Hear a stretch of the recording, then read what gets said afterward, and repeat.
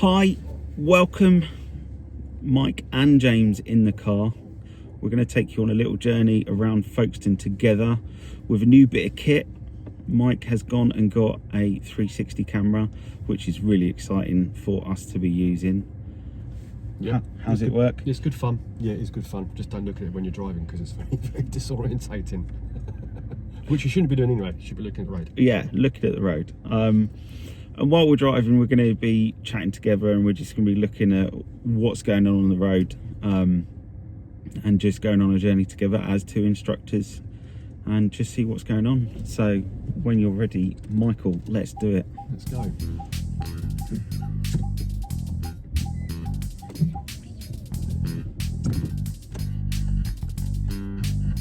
This is well parked, isn't it? Fabulous job. The question is, do I instruct them or do I not? That's the Wow.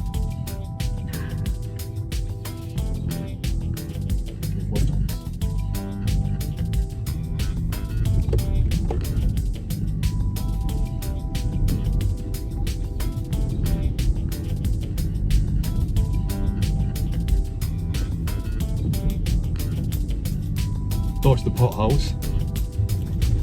it's like playing dodgems, isn't it? Get blue buggy.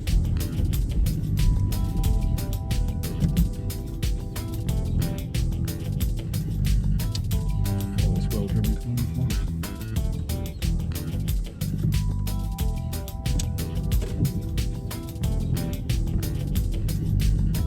What a beautiful day. Stunning. Another glorious January day.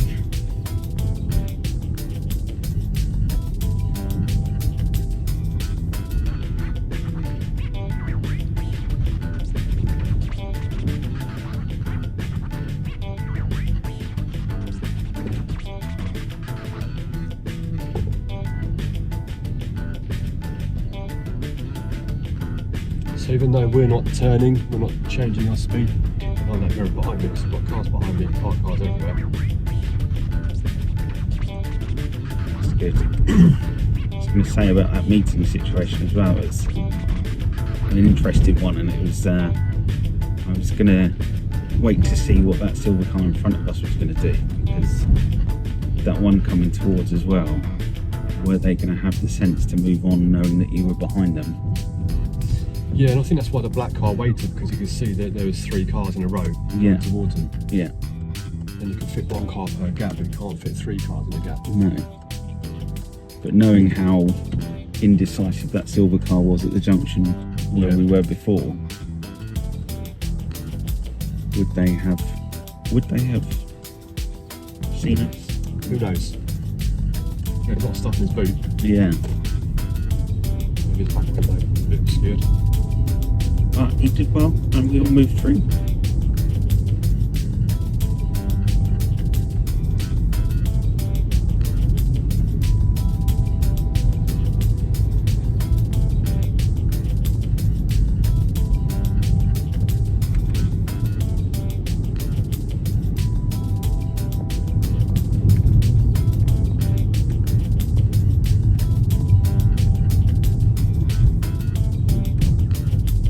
Looking right at us, so we've got a chance they're going to move out to the road there.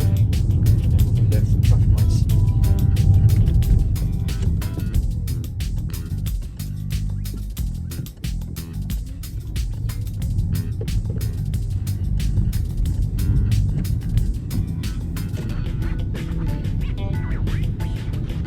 Right, third exit.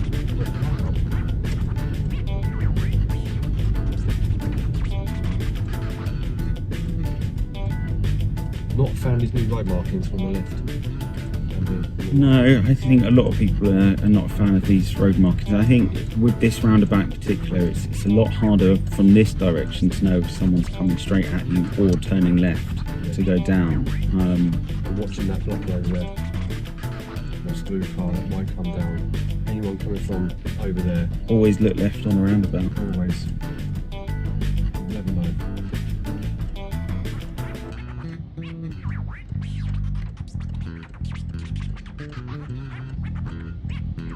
There you go. That big lorry is a massive blocker. A nice big blocker for us. This is our gap. Third exit. 1, 2. No entry doesn't count. This is not an exit that you need to count, so. Third.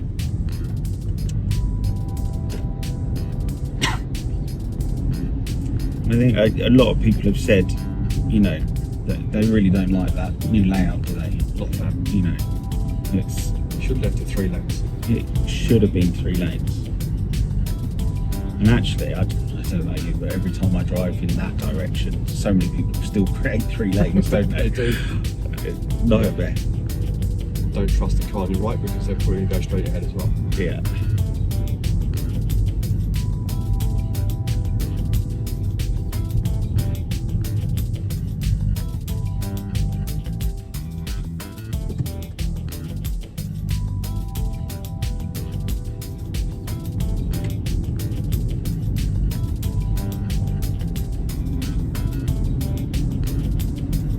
Now what's interesting about this road is your double white lines. They keep changing, the solids keep changing. Depends on which way the warning goes. The solid's on your side, it's on their side. So as the road goes around to the left, the solid white line goes from the right to the left, from them to us. You can see to overtake anyway. Yeah. I was going to say that, but you beat me to it. I mean, why would you want to overtake on this road?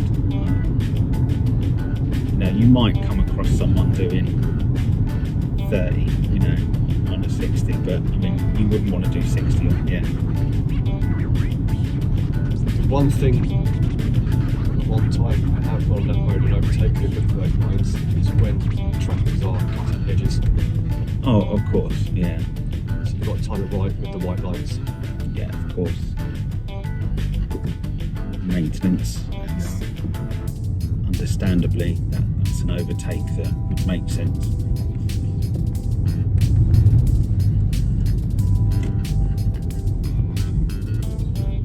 And this road's a 30. It looks like a dual carriageway. Let's put a foot down. It's a 30.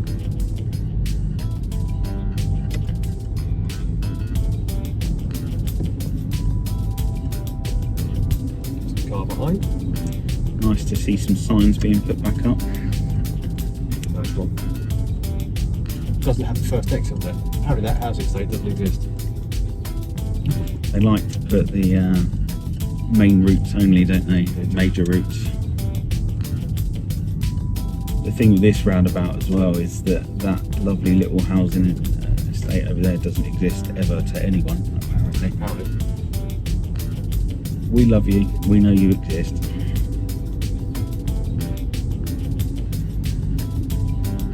Several crossings clear. Change of tarmac colour. That's always an interesting topic. Tarmac changes colour. Not by accident, it's on purpose. Increases your grip on a dangerous piece of road. It's built with lots of grit and sand to help with that. The colour as well, actually, is to get your attention. Yeah, and the colour itself is irrelevant. It's the colour change that's the message. Yes. All this contrast to black. But green, red, white doesn't matter. It's the change.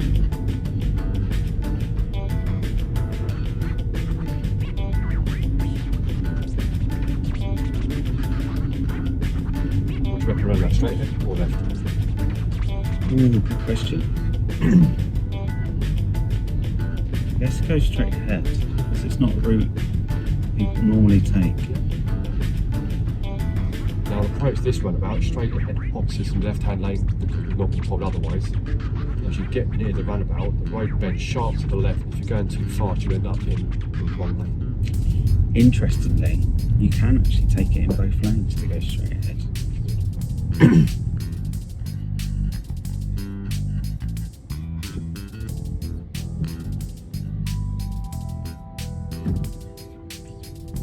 Why has he said that? Why has he said that? There is only 2 exits on this roundabout, so either lane. Now straight ahead, you can do both lanes. It's 2 exits, 2 lanes. First exit, first lane. second exit, second lane.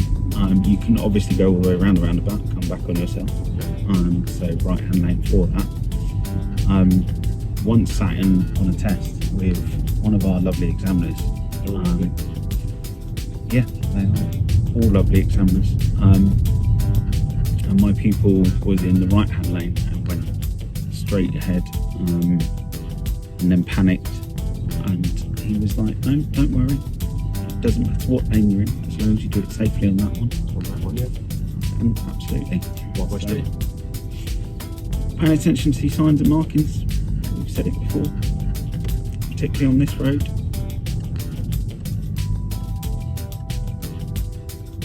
To get into the correct lane.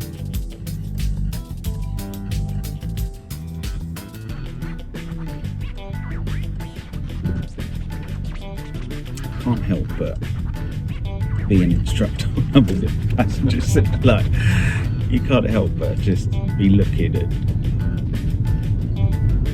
It does get on Lindsay's nerves. I want. Do you remember that time we went down to Crawley? Yeah. On a train lane? Yeah. And I took, I can't remember, Kira was in the car with us and somebody else, another instructor was in the car with us. And every time I got to a junction, all three of them were checking my blind spot. A car full of instructors. Yeah. I think I had. I was in Andy's car with Sam, and I just sat in the back and on purpose was trying to just play on my phone and just relax and like let me just chill a bit. And Andy's a great driver, I think, so yeah.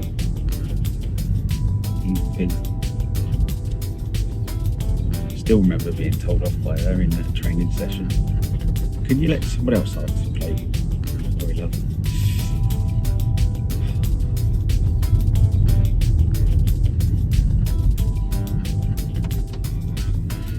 Now, always on this lovely hill, as you come round, as Mike's doing, like get to the right, okay?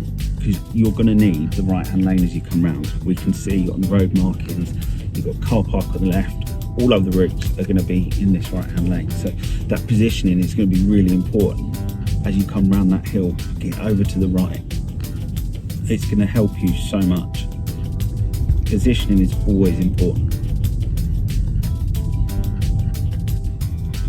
Go left here. Past the IKEA buildings. Right? It's always IKEA. I said it last time on that video. It's not IKEA, it's IKEA. Swedish family of filming. It's not IKEA. It's IKEA. Into the mess that is Folkestone Harbour at the moment. Yeah, I mean, it's another reason I wanted to kind of come this way with everyone. You know, another chance to show a video of coming through town and how many times it's changed with the different videos that we've done recently. Now, if you're watching this and it's 2029 and you're looking back on a video, then it won't look like this at all. Remember the pain we went through? Yeah, but it's ever changing.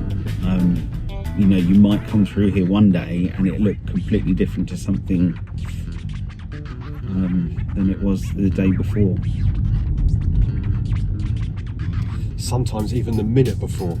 I remember sitting roundabout by Central Station when that was being constructed. Yeah. And it was traffic light controlled, and we were at the traffic lights with the first car in the queue, and just explain to people that we've got to do this. It's, you know, we've got to go around the roundabout the wrong way because of the road system and the cones, and we're being directed by the builders or the construction workers. And as we were going through it, they changed the cones. That's crazy. And we were just sat there looking at them, and the whole roundabout, the cone layout just completely changed as the red light was on. And we just both looked at each other and thought, well, now we've got no idea where to go, no idea what to do. That's crazy. So check your mirrors, go slowly. It's just always changing. It's mad. And the thing is, I think when you're going through roadworks like that, and when they're as vast as that, it really is keep your head on a swivel.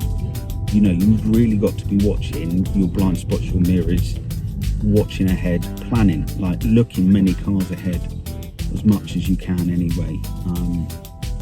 really just keeping an eye out on what's happening, and particularly when it's through somewhere like a town centre with all of the pedestrians and stuff as well. You know, keep your eyes peeled. I'm gonna go second.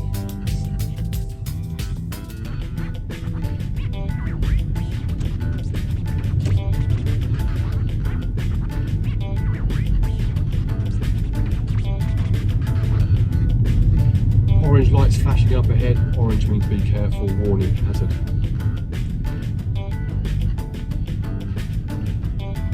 First glance looks like it could be water company.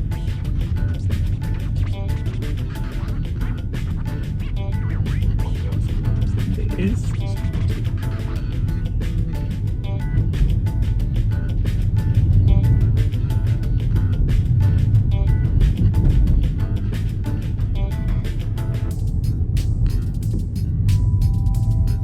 So approaching a crossroads, if your examiner doesn't say anything at all, straight ahead. Straight ahead. You get told away from the waiter into the car. During our drive today, continue to follow the road ahead unless I ask you to go left or right. Yeah. And if you've not been asked to go left or right, it's straight ahead, but of course, if you're not sure, ask. Always ask. They won't say straight ahead because that's not proper talk for them, so they'll go follow the road ahead. Yeah, there's follow the road ahead unless I or road sign say otherwise. Okay. What does that mean? Okay, straight ahead. Yeah. They are scripted and trained on the words and phrases to use. Yeah, they are. They do follow a script. I think it just becomes second nature for them and just blurts out. Lighthouse driver school car with the Viking inside. There's a Viking in that one. We quite like him.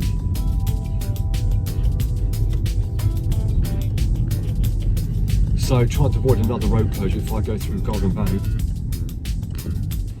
Of course, yeah.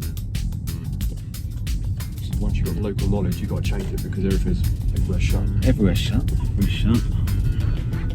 Everything that is remained open. It's quite important. I'm not even sure why Beachborough is shut. It's like, let's just close the road and not do anything to it. Warehouse is full of coats, so just need something to store them overnight. Yes, let's use the road.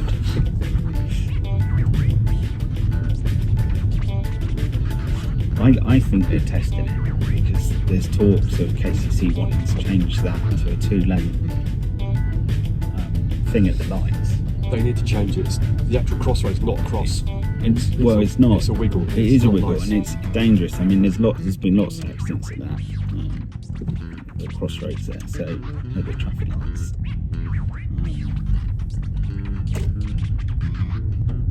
Lovely potholes down here with debris around them. That's always a good sign. They get hit so hard. There's debris. Now, with potholes in particular, it's really important if you see them to try and, if you can't avoid them, go over them carefully.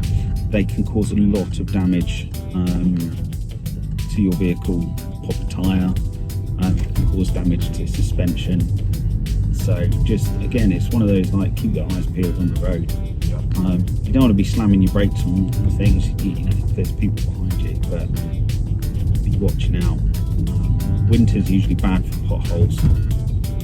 You get a lot of the water seeps into the road, and then particularly in freezing conditions, then it will freeze over and then it pops all the tarmac out. As the water expands, science, you see, science. Not that I'm a scientist in any shape or form. I know that much. But then we're stuck with KCC's budget of trying to get round to fix it all. To bring back the Romans. They built a road. Well, didn't they just? And their roads are probably underneath all of this. So.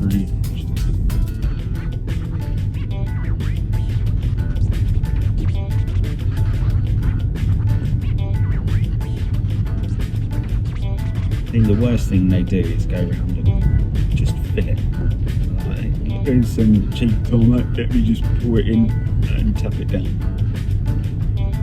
actually resurface a chunk and do it properly. Last one. Prevention is better than cure.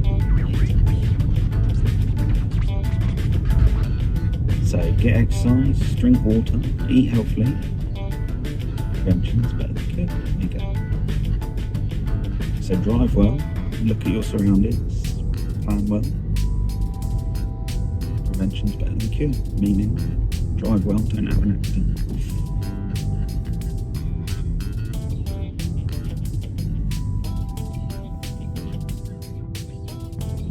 So as you get with most towns with roadworks, you get your main road closed, all the surrounding roads become busy. So, for example, the school run from Lighthouse to the grammar school. Normally, 3 or 4 minutes. Yeah. Not bad. My children could walk it, to be honest. Yeah. But they won't. You get your main roads closed in the town centre and Beach Road down there. Yeah. And all of a sudden, all the cars that did do that are now diverting around different parts of the town. 25 minutes on that journey this morning. Gosh. Just people have got nowhere else to go. So when you've got a town and you've got roadworks, you've got road closures, think about your route choices. Think about your diversion routes. Yeah. Think about different cars in different places. And then what tends to happen is your 4 or 5 minute journey becomes 24, 25 minutes. You're now late because you didn't leave, giving yourself enough time. So you're now going to push it a bit. I'm going to take a risk. I will pull out in front of that car, and then bang. Yeah. You're increasing the risk of an accident, and then the whole road's closed again, and now the diversion's closed. Yeah, I think it's like any time that there's anything that's different or adverse, or whether it's knowing that your town's got extra roadworks or things going on, or whether it's bad weather or anything that's adverse or different, it's taking that extra planning time and ensuring that you're driving with more care and attention, isn't it? That's the thing. It is. So take that extra time. Now, I mean, I'm someone who hates to be late, so I always leave early anyway. And then if you're in traffic, there's nothing you can do about it. So just relax, deep breaths, stay back.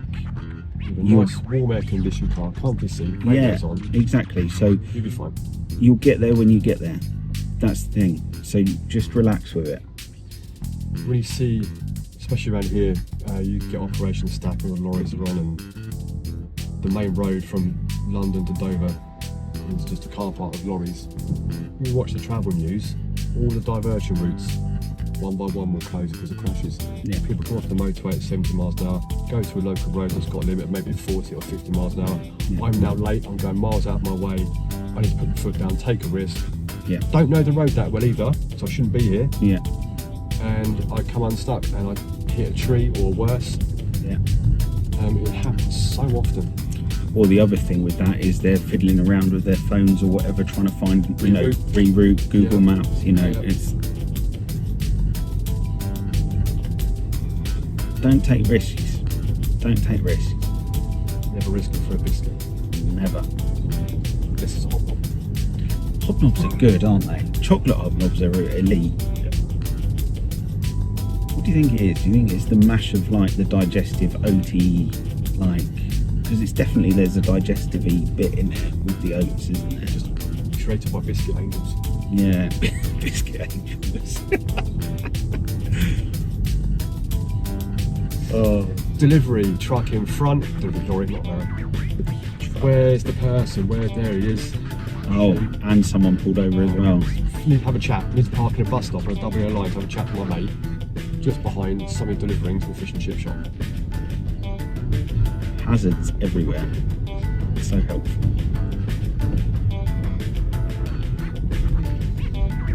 White tarmac again. I mean, obvious to what the white, yellow, what do we think? White, yellow, cream buff. You know, raffle tickets at school. You have like the green, the blue. Yeah. Buff. Buff. It's buff. Buff 424. It's traffic lights, right? It's a massive junction.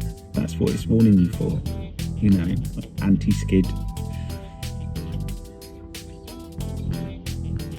And we can see here we've got tactile pavement by the traffic lights, so pedestrians will cross here, but there's no yellow boxes for them to press for the green man. So they will just cross when they want to, or when they think it's safe to do so. I learned some interesting things about pedestrian crossings yesterday actually. The Pelican crossing was decommissioned in 2016. It's no longer made. Good. Puffins all the way. It's puffins all the way. It is. Why is it called a Pelican? Do you know that? Yes, pedestrian light control. There you go. That's it. It's all down to the pedestrian using it. The puffin is intelligent lighting. PUF, person user friendly. That's it.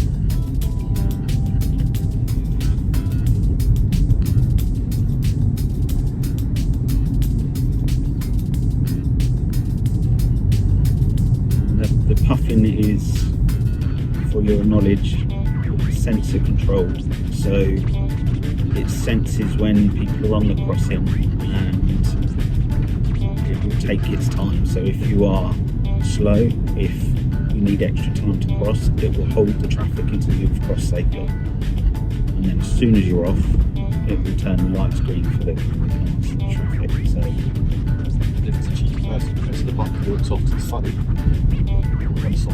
No, so clever. Did you know there used to be a crossing called Panda Crossing? This is what I was learning last night. There was a panda crossing in the 60s. A panda crossing.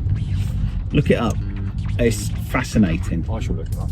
It was after the zebra, so the zebra came first. The zebra was the first pedestrian crossing that the UK had, and they felt that they needed something more because it was becoming dangerous with the cars. Cars not stopping. No surprise there, still don't. So they created a panda crossing. Yeah, interesting.